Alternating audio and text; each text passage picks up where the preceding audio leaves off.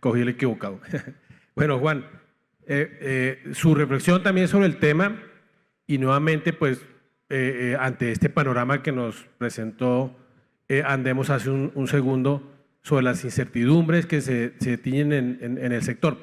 Y me gustaría tomar esa última parte del doctor Peñalosa, que dice que tenemos un país para recorrerlo y que bueno, pues lo recorrer en vehículos, pero también tenemos hoy, lo dice el periódico El Tiempo en su primera página, hoy no tenemos infraestructura suficiente que garantice ni carga eléctrica ni gas, hay apuestas del sector privado. Aquí nos mencionaban en un panel anterior los esfuerzos que se tienen que hacer, pero no debería ser así. No en un país que le está apostando tan decididamente a este tema que nos convoca. Bueno, muchas gracias, Ernesto, por el contexto de la pregunta. Un saludo muy especial a todos ustedes. Gracias, Andemos. Felicitaciones por ese liderazgo de algo que me parece muy importante que concebimos nosotros desde Con Toda por Colombia, y es que la movilidad sostenible debe permitirnos pasar de pensar en que movilizamos vehículos o carros o cosas de lata o de alta tecnología, sino que movilizamos personas, ¿sí? Y que por consiguiente el tema de la movilidad sostenible es un tema de salud, ¿sí? Es un tema de dignidad, algo escuchábamos de Enrique, es un tema de tiempo, es un tema de productividad, ¿sí? Y en eso Bogotá puede ser muy buen ejemplo, pero con lo que pasa en Bogotá no vamos a lograr la movilidad sostenible en el país, ¿sí? Ustedes lo saben, la edad de los vehículos de carga intermedia, camioncitos, ¿sí? Y volquetas que se mueven por las ciudades, ¿sí? Hacen que los que chupen peor aire sean los pobres. Y eso pasa en Bosa, ¿sí? Y eso pasa en Ciudad Bolívar, ¿sí? Y eso no lo hemos resuelto. Entonces, los ejemplos de Bogotá son un hito importante a tener en cuenta, pero aquí lo que se necesita es un gobierno que no solo piense esto como, bueno, al final les voy a dar un descuento en el IVA o les voy a bajar un impuesto, sino necesitamos un gobierno que entienda que tiene que hacer equipo con la gente que se mueve, ¿sí? Que esto no solo es un tema de buses eléctricos, ¿sí? Porque entonces Bogotá está obsesionada con los buses eléctricos hoy, porque dice, no, aprovechemos que al presidente Petro no le gusta el gas, entonces metámonos como sea con los buses eléctricos, así puedan ser más costosos, ¿sí? Y así generen un sacrificio del cupo de endeudamiento de la ciudad para satisfacer otros elementos de la movilidad sostenible. Entonces nosotros sí creemos que la movilidad sostenible es el camino, pero debe ser una política pública, como lo mencionaba Pipe y Enrique, que entienda que el gobierno necesita poner plata, ¿sí?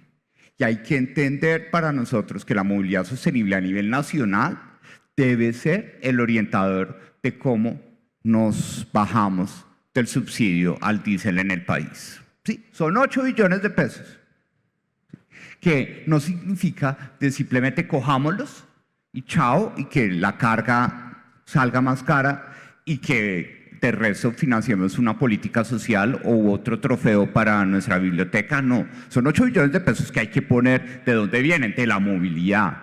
Y tiene que ser un recurso que podamos establecer para que el crédito a la transición de los vehículos, bien sea a estándares de bajas emisiones de diésel, gas natural e infraestructura eléctrica, se den a la par de la capacidad del gobierno de poner la infraestructura de soporte para que tengamos esa movilidad sostenible. Un sueño, y con eso cierro un ejemplo. No más La Dorada, Chiriguaná, Santa Marta.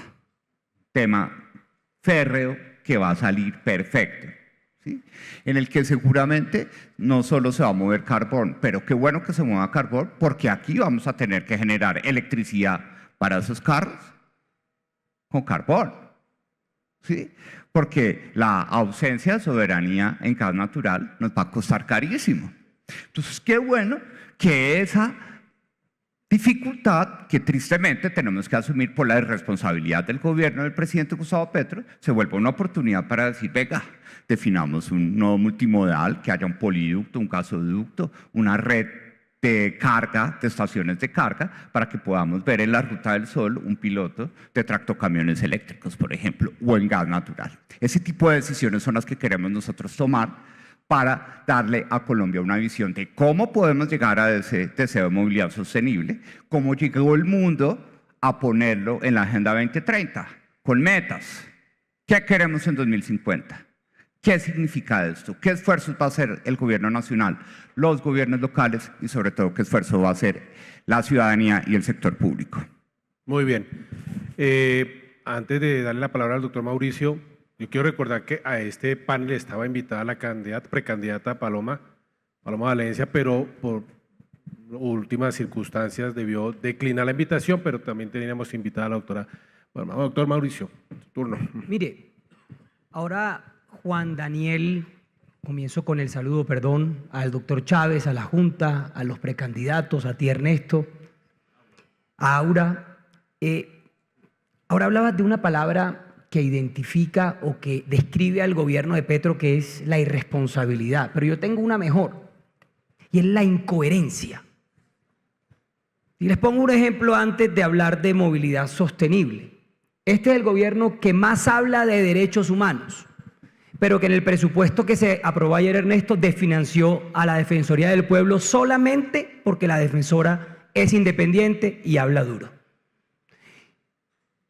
Yo tengo que decir, yo estoy de acuerdo con todo lo que han dicho, pero hay que hablar de un tema donde el gobierno vuelve a ser incoherente y es, a través de la reforma tributaria, castiga a este sector quitando los incentivos que alguna vez logró.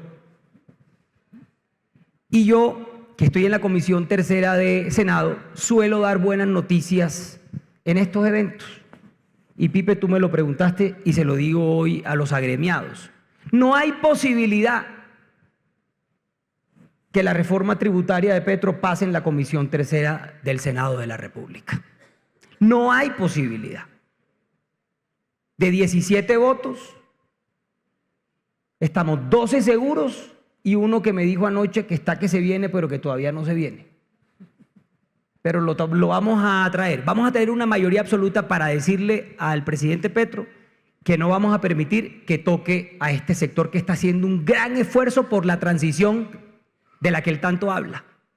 Porque al final se quedaron en discursos vacíos. Entonces sí, el medio ambiente, la transición energética, vamos a hacer todo lo posible para que este mundo esté con un medio ambiente sano y vamos a darle duro al sector minero energético porque entonces son los mineros los que contaminan, pero al mismo tiempo hablamos de transición energética y después de esa noticia que les di, pero el país hoy está rezagado en esa infraestructura que necesita Colombia para poder avanzar. Porque no es solamente vender carros o hacer la transición de un camión de gasolina a eléctrico, no es ¿y dónde lo cargo? Y vamos, por ejemplo, al malecón en Barranquilla, que es lo más moderno que tenemos en Barranquilla hoy. No hay un solo cargador para un carro eléctrico, por ejemplo. No lo hay, pero yo aquí en Bogotá tampoco los veo. Eso cuando uno ve el aparato ahí lo ve raro y dice, ¿eso qué es? ¿Eso cómo se come? La gente todavía no entiende. ¿Por qué? Porque el gobierno no ha caminado o no ha transitado en ese camino. Entonces yo sí los invito, claro, a mantener todos los incentivos, a hablar de este tema, pero al mismo tiempo, cualquier gobierno que llegue, si es el de nosotros cuatro o el que vaya a llegar, tiene que comenzar a hablar de infraestructura en materia eléctrica. Eso es importante. Pero no solamente en lo que tiene que ver con cargadores, y lo hablaba ahora con el doctor Chávez, es que nuestras vías terciarias, para terminar, se quedaron congeladas hace 3 años. El presidente arrancó con ese programa de caminos comunitarios, sacó 8 billones de pesos y solamente ha ejecutado el 10%. Y hoy hay investigaciones, miles, y la Procuraduría encima investigando irregularidades porque se improvisó en ese tema. Entonces yo creo también que el gobierno que llegue, y ese es el compromiso que hago yo con este gremio, tiene que hacer una revolución de la infraestructura en materia eléctrica, pero también en materia de vías, pero no en las ciudades principales de Colombia, no, en todo el país, en todos los municipios, y que esa revolución llegue para que la movilidad en esos municipios donde a veces no hay una sola vía bien hecha, también se pueda hacer. Entonces, cuenten con que si llegamos, nosotros no somos del partido de la izquierda o de la derecha, somos del partido que sabe hacer las cosas, que sabe materializar las cosas, que sabe ejecutar. Contrario a este gobierno, que se le quedó en el 24 70 billones de pesos en caja y en lo que va del 25, 85 billones de pesos sin ejecutar con tanta necesidad que hay en nuestro país.